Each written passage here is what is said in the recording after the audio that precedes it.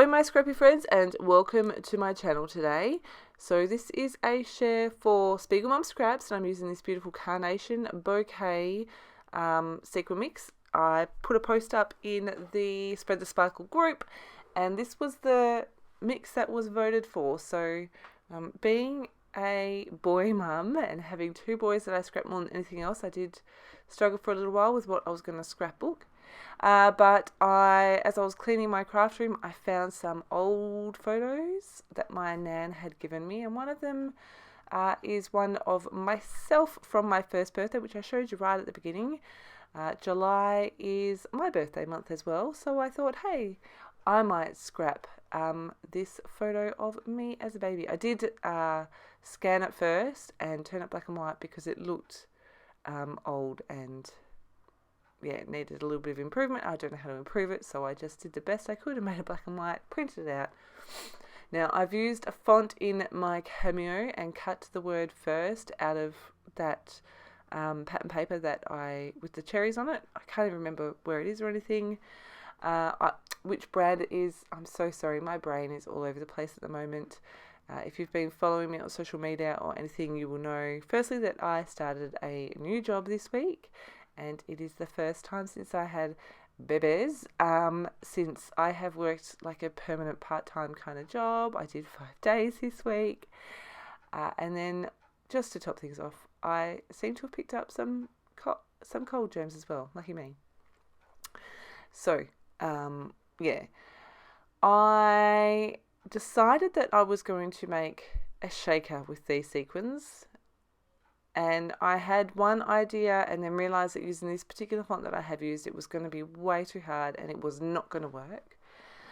So I consulted with my husband actually, and he went, what if you made like, he used different words, but he essentially said, what if you use like a shadow behind the word first and did the shaker there. So that's exactly what I'm working on. You saw me peel off my cutting mat, the shadow layer, and then the actual word layer. It will all make sense once you see it all together. Biggest tip for that is to just go slowly. I did use a almost brand new, really sticky mat, but I'm glad I did because this is quite a fine cut file and I didn't want it to lift and tear as it was cutting. I do only have one sheet of this pattern paper. I have cut a piece of acetate to size to fit behind here, and you saw too that I had cut the center out of a black and white diagonal stripe pattern paper. I believe that one is from Photo Play paper, and I have stuck down my window to the back here. I've used a combination of the super sticky red tape from the store and my wet glue, which is the Scotch tacky, and I've just gone and stuck that down. I'm now creating the part where my sequins are going to go. I'm using the Big Mama foam tape. Personally, I find it easier to cut off a long length than trying to work with the whole roll. I'm a bit of an unco, I'll be honest, and this just works better for me, cutting a long-ish piece and then doing exactly what I'm doing here, or cutting into small strips if that's what I'm using it for. I've gone all the way around that. You can see here now my shaker is coming together. I have added the foam tape all the way around that word. I have cut a piece that is going to be the backing for that shaker as well.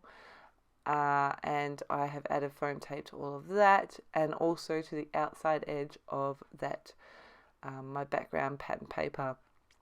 I also found some scrap cardstock to add to the center of that black pattern paper, just so that this whole back panel had something to sit on. I've got my Scotch tacky again, and I am just going in and sticking down. So this was what I was originally going to make my shaker out of, and it was not, definitely not going to work.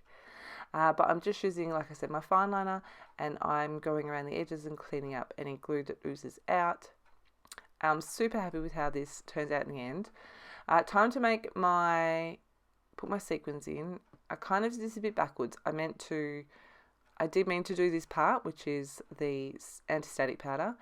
I was then going to peel off all of the backing, and I got so carried away. I was so excited that I was almost done with the shaker pocket that I just went ahead with sequins, and then I was like, oh man, now I have to peel all the backing off and hope these sequins don't jump out and move around all over the place. So I'm just making this reasonably full. I want it to be fairly obvious that there's sequins in this word.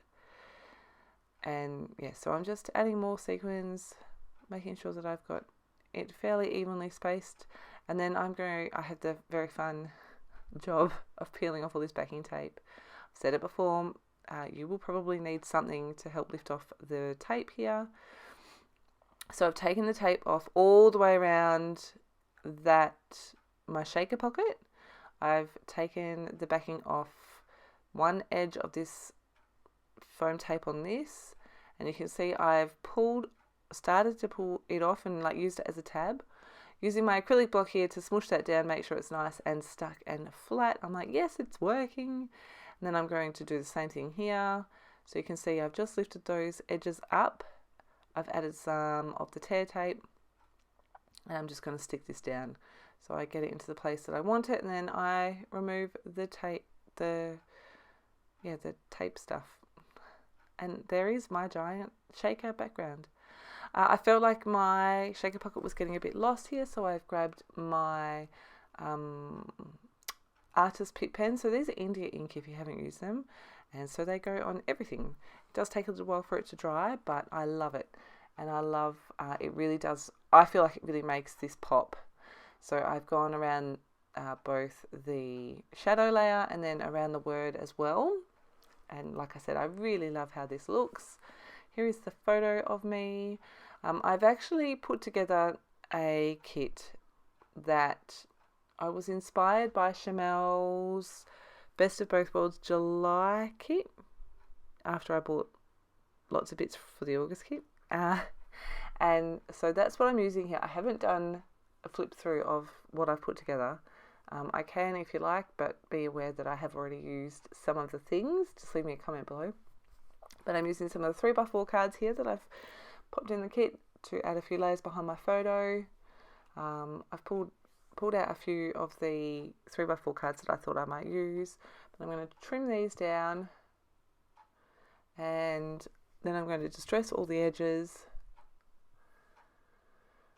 and stick them all together, which I don't make you watch because it's really not that exciting to watch. I've chucked a doily in there as well, and those the layers are not all perfectly straight. I have tilted them a little bit, adding some foam behind my photo. One of the big reasons that I'm using this tear tape is because I went to fill out my ATG the other day, and I was just like, my brain hurts. I'm just not going to. So I never got around to it. But the tear tape it does the same thing. So I'm just using that today. I'll make sure I link it in the shop. And I'm also using some of the Scotch Tacky just to be doubly sure. My plan originally was to add the word birthday on the bottom edge of my photo, but I just wasn't real happy with that by the time I got to this point. So I'm going to add the word birthday to my background. So you can see, so I was going to add it to the photo, and then I was like, nope, I'm just going to add it straight to my background. I was going to go with all the warmer color tones, but I felt like they really got lost. So I ended up going with the yellows, the blues, and the greens, and I feel like they pop really well, and I really like them. I do have this Pink Fresh Studio puffy sticker sheet in here as well, and I do add the happy, but it does come off. Spoiler alert. I just feel like it was kind of floating all by itself off to the left hand side there, so it comes off. I have pulled for this kit from all kinds of different things. I've got some Vicky Bruton stuff here. I think this is from her first collection and her second collection. I'm not 100% sure. I love those little paperclip things. I don't think I've actually used one as a paperclip though, funnily.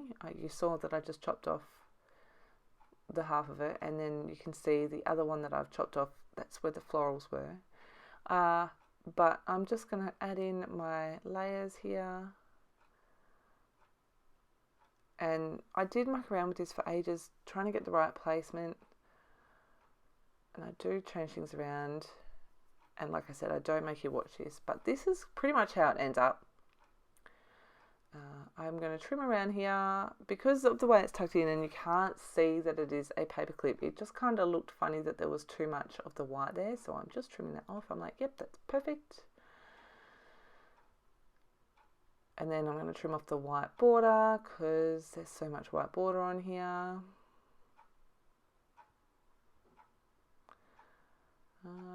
I thought that I had skipped this, but obviously I have not. At least it's pretty quick and easy, right? So off of both of the flowers, and I'm going to use a combination of my Scotch tacky and also the tabby pop dots. Those things are brilliant. I love them. I'm going to use this to add my date. I'm just looking for that artist Pitt pen that I was using before, and I go ahead and put the wrong date on there. So I was born in 1980. I was not turning 1 in 1980. I do scribble over that. It's mostly covered in the end page anyway by these florals, and I am totally okay with that. I used my tweezers to stick this down because I did not want to smudge that ink before it dried. So here I'm like, you idiot. So gluing everything down. This is where I'm like, no, that can come off. I feel that just works better. And I tried a few different things and I just couldn't get anything to work. And I was like, you know what? I think I just need a little sprinkle of extra sequins, because what baby girl doesn't need a sprinkle of pink sequins on a first birthday layout, right? So I'm just going to add those in there from the Carnation Bouquet mix as well. So pretty. I found out from Jodie in our design team group the other day that the August sequins are on their way very soon, which is super exciting. So here is my code. Make sure you head over to the shop if you want to make any purchases. You get 15% off using that code Melinda15, except for the pre-orders. Here are the close-ups. I hope that you've enjoyed this. I hope that it's made sense. I don't feel fantastic, but here we are anyway. I hope you're having a fantastic scrappy day, and I look forward to my next share with you. Thanks for stopping by.